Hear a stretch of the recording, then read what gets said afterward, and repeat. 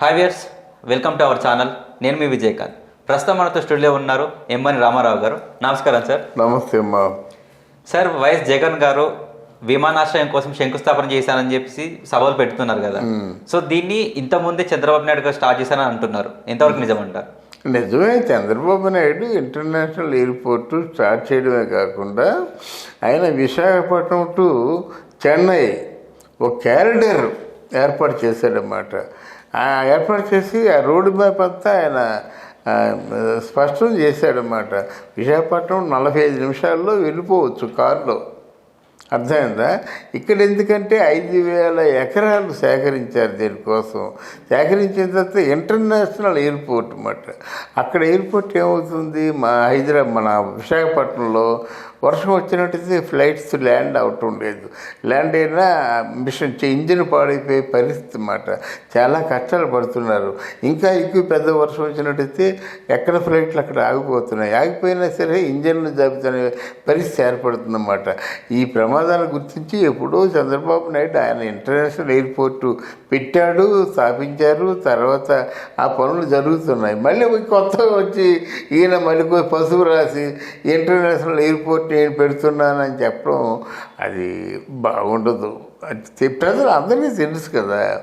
అందరికీ తెలిసిన తర్వాత మీరు కొత్తగా చెప్పేదే ఉంది చెప్పండి. కానీ అవసరం మాత్రం ఉంది. భోగాపురంలో పెట్టవలసిన అవసరం ఉంది. ఎందుకంటే విశాఖపట్నం అన్నీ కలిసిపోయినాయి. ఆ చిట్టు వరుస, దగ్గర వరుస, బీనుపట్నం అన్నీ కలిసిపోయాయన్నమాట. అంటే ఇక్కడి నుంచి మనం ఏదైనా కారులో వెళ్ళాలంటే 40 నిమిషాల్లో వెళ్ళేటువంటి బీచ్ క్యారిడర్ ఉంది. ఈ ఎయిర్పోర్ట్ అంటే ఇంటర్నేషనల్ ఫ్లైట్లు వచ్చేటువంటి 5,000 ఎకరాల్లో పెద్ద, బహుశా మనకు ఉన్నటువంటి అన్ని ఎయిర్పోర్ట్ల కంటే చాలా పెద్ద ఎయిర్పోర్ట్గా ఉంటుందన్నమాట. అన్ని ఎయిర్పోర్ట్ల కంటే ఆ పెద్ద ఎయిర్పోర్ట్ ఉంటుంది. ఎయిర్పోర్ట్ తాలూకు రిఫైనరీ మిషనరీ కూడా రిపేర్స్కి వాటికి కూడా అక్కడ స్థలాన్ని చూశారు. పనులు జరుగుతూ ఉన్నాయి. ఇది అదే నత్తన నడుస్తుందంటే వాళ్ళకి ఇంట్రెస్ట్ అంతగా ఉన్నప్పుడు కూడా ఫండ్స్ లేవు కనుక వాళ్ళు ఆలోచిస్తున్నారు. ఫండ్స్ దీనికి వీళ్ళు ఇవ్వాల్సిన అవసరం లేదు. ఇంటర్నేషనల్ ఎయిర్పోర్ట్కి కేంద్రం ఇస్తుంది. మన స్టేట్ గవర్నమెంట్ ఏమి ఎవరు స్థలం చూపిస్తే చాలు. ఆ స్థలం చంద్రబాబు నాయుడు చూపించాడు. ఆ స్థలంలో పనులు జరుగుతున్నాయన్నమాట. ఈయన కేవలం మరి ఈయన పేరు వచ్చింది పెట్టుకుంటే ఎవరైతే ప్రజలకు ఉపయోగకరమైన పనులు ఎవరైనా చేయిస్తారంటున్నాను నేను.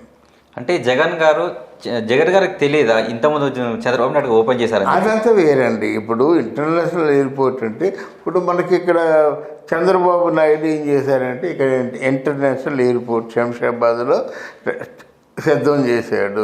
ఎవరు ఓపెన్ చేశారు? రాజశేఖర రెడ్డి ఓపెన్ చేశాడు. అలాగే మన మెహదీపట్నం, దాని పేరు ఓ బ్రిడ్జ్ ఉంటుంది. ఎయిర్పోర్ట్కి వెళ్ళే ముందు పెద్ద ఉంటుందన్నమాట. అంటే ఆ బ్రిడ్జ్ ఎక్కినట్టయితే ఆ బ్రిడ్జ్ ఎక్కితే తిన్నగా ఎయిర్పోర్ట్లోనే దిగుతాం.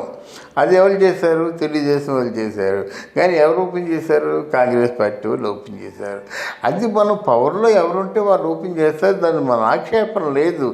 ఇక్కడ విషయం ఏమిటంటే ఇంకా మరిన్ని సదుపాయాలు, అంటే ఆ గవర్నమెంట్ ఎన్ని సదుపాయాలు సమకూర్చిందో అంతకంటే మంచి సదుపాయాలు అంటే ప్రైవేట్ చేస్తే వాళ్ళు చెప్పుకుంటారు, ఎవరు ఉండరు. కానీ వాళ్ళ పేరు ఉండిపోతుంది. ఇప్పుడు డొమెస్టిక్ ఎయిర్పోర్ట్ ఉంది, ఎన్టీఆర్ ఎయిర్పోర్ట్ అని ఉంది కదా. ఎవరైనా ప్రధానమంత్రి వచ్చినట్టయితే శంషాబాద్లో దిగరు, అక్కడి నుంచి ఇక్కడ దిగుతారన్నమాట. బేగంపేటలో డొమెస్టిక్ ఎయిర్పోర్ట్ పేరు ఉండిపోతుంది కదా, ఎన్టీ రామారావు ఎయిర్పోర్ట్ అని. అలాగా ఎవరికైనా వాళ్ళు చేసే మంచి పనులు పేరుండిపోయేలా చేయాలి. కానీ అక్కడ ఒకరు ప్రారంభోత్సవం చేసిన తర్వాత రెండో వాడు ప్రారంభోత్సవం చేయకూడదు.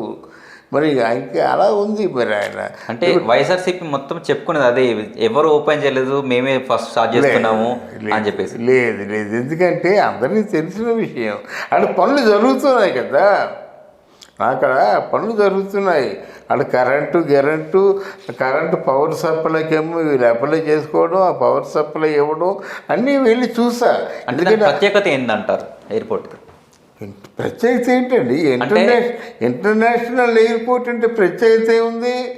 ఆంధ్రాలో ఎక్కడి నుంచైనా అమెరికా లేదా ఇతర దేశాలు వెళ్ళాలంటే ఇక్కడి నుంచే వెళ్ళాలి. అదే ప్రత్యేకత. ఓకే.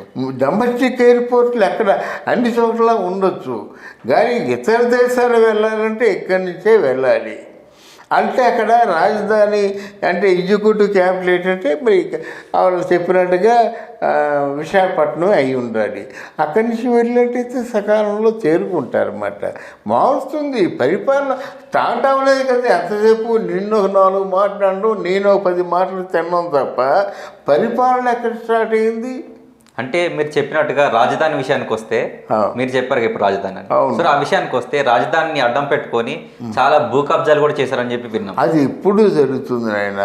ఇప్పుడు దొంగడికి ఎక్కడైనా అది కొంత చీమ చిటుక్కుమంటే చాలు ఇక్కడ దొంగతనం చేయొచ్చు అని ఉంటుంది. దాన్ని మనం ఏం చేయలేము. అంటే పుట్టుకతో వచ్చే బుద్ధి, కబ్జా బుద్ధి వాళ్ళకి తెలీదు. అంటే అన్లెస్ హీ నోస్. మనం చేత్తో ఒక నయా పైసా తీసుకెళ్ళాము, మన చేత్తో ఒక పిడికిల మట్టి కూడా తీసుకెళ్ళలేము అనే సత్యాన్ని గ్రహిస్తే ఈ కబ్జాలకు అర్థం వాళ్ళకి తెలుస్తుంది. అంటే ప్రజలు కూడా చాలా మంది అప్పుడు రోదనలు పెట్టుకున్నారు, అంటే మా ల్యాండ్ పోయింది, మాకు న్యాయం జరగలేదు అని చెప్పేసి. అవును. సో వాళ్ళకి న్యాయం ఇంకా జరిగిందంటారా, జరగలేదంటారా? న్యాయం జరగలేదండి. న్యాయం ఎలా జరుగుతుంది ఇక్కడ? ఇప్పుడు అదే చెప్తున్నాను, పరిపాలన అంటూ మొదలు పెడితే న్యాయం జరుగుతుంది. అసలు పరిపాలన లేదు కదా. ఎంతసేపు ప్రత్యర్థిని తిట్టడంతో సరిపోతుంది, కానీ పరిపాలన ఎక్కడ ఉంది? పరిపాలన ఉంటే అబ్బాయి మీకేంటి, మీ ప్రాబ్లం ఏంటి అని మీ సమస్యని పరిష్కారం చేస్తాను. అసలు పరిపాలనే లేదు. అంటే ప్రభుత్వానికి తాళం వేసుకొని కూర్చున్నారు అంతే. ఎప్పుడైనా పథకాల టైం వచ్చినప్పుడు ఏదో ఇక వాళ్ళ ఆస్తులు, ప్రభుత్వ ఆస్తులు అమ్మేసుకొని పథకాలు 10 లక్షల మంది ఉంటే 1000 మందికి పథకం ఇస్తున్నారు అంతే కదా. 10 లక్షల మందికి ఇవ్వటం లేదు కదా. 10 లక్షల మందికి ఇచ్చినట్టయితే అది డబ్బులు ఎక్కడికి? అంటే మీరు చెప్పినట్టు చూసుకుంటే జగన్ ఇప్పుడు షర్మిల గారు కూడా ఇంకో పార్టీ పెట్టారు. అవును. జగన్ గారు షర్మిల గారు కలిసి నడిపిస్తున్నారంటారా పార్టీ? అది కాకుండా షర్మిల గారు పార్టీ పెట్టడానికి ఏంటంటే ఇక్కడ తెలంగాణలో ఒక అంటే పక్కలో బల్లెంలా ఉండాలని మోడీ ప్రయోగించిన ఒక అస్త్రం మాట. ఎవరు? షర్మిల. అంటే ఆయనకి అడ్డంగా ఉండాలి, కొంత 1% అయినా ఓటు బ్యాంక్ని చీలుస్తుంది కదా. అది ఇప్పుడు మీకు కేసీఆర్కి కానీ, బీజేపీకి కానీ, కాంగ్రెస్ పార్టీ కానీ ముగ్గురికి 30 ఉంది. ఇందులో ఎవరు ముందుకు వచ్చి గెలుస్తారు అన్నది రేపు రాజకీయ చతురత బట్టి ఉంటుంది. ఇప్పుడు బీజేపీ అయినా రావచ్చు, లేదా కాంగ్రెస్ పార్టీ ఉన్నట్టయితే కాంగ్రెస్ పార్టీకి చాలా అవకాశాలు ఉన్నాయి. ఇక్కడ ఏంటంటే టీఆర్ఎస్ పార్టీకి మునపటి వాల్యూ లేదు. వాళ్ళ కబ్జా అంటే వాళ్ళ డబ్బులు అంతకుముందు మామూలు కడు పేదవాళ్ళు, ఇప్పుడు 1000 కోట్లు 1,00,000 కోట్లు ఎక్కడి నుంచి వచ్చాయి అనేటువంటి ఒక అనుమానం ప్రజలకు ఉంది కనుక మరి ఎన్నిటికీ ఉపయోగించుకోవాలంటే బీజేపీ పార్టీ ఆ చేతిలో ఒక మంచి ఆయుధం కావాలి. కేసీఆర్ని తిట్టగలిగినటువంటి స్తోమత ఉన్నటువంటి లీడర్ కావాలి. మరి చూడడానికి ఎంత స్తోమత అంటే, బికాజ్ రాజశేఖర రెడ్డి భారీగా వాడు చెంప పగలగొట్టా కానీ నువ్వు మామూలుగా ఒక కామన్ లేడీగా పోలీసుని ముట్టుకోగలవా? లేదు. నువ్వు రాజశేఖర రెడ్డి భార్యగా 5 సార్లు చెంప వాయించావు. నువ్వు రాజశేఖర రెడ్డి కొడుకుగా నువ్వు ఎవడో పోలీసుని ఎస్ఐని కొట్టావు. తర్వాత ఏం చెప్పావు? సిగ్గు లేకుండా నా జాకెట్ చింపేశాడని చెప్పి దిగజారిపోవడమే కదా అది. నా జాకెట్ చిరిగిపోయింది, నా లంగా చిరిగిపోయింది, నా చీర చిరిగిపోయింది, ఇట్లాంటి మాట్లాడుకోవచ్చా? అది అంటే ఇలా సమర్థురాలు కాబట్టి బీజేపీ పార్టీకి ఒక అస్త్రంలాగా ఉపయోగపడుతుంది షర్మిల. బీజేపీ పార్టీ చెప్పులు మోసుకుంటూ చెప్పు కింద తేలులాగా ఉన్నాడు మన జగన్మోహన్ రెడ్డి. అయితే వీళ్ళందరికీ ప్రజల బుద్ధి చెప్పాలని ఆశిస్తూ సెలవు తీసుకుంటున్నాను. Thank you.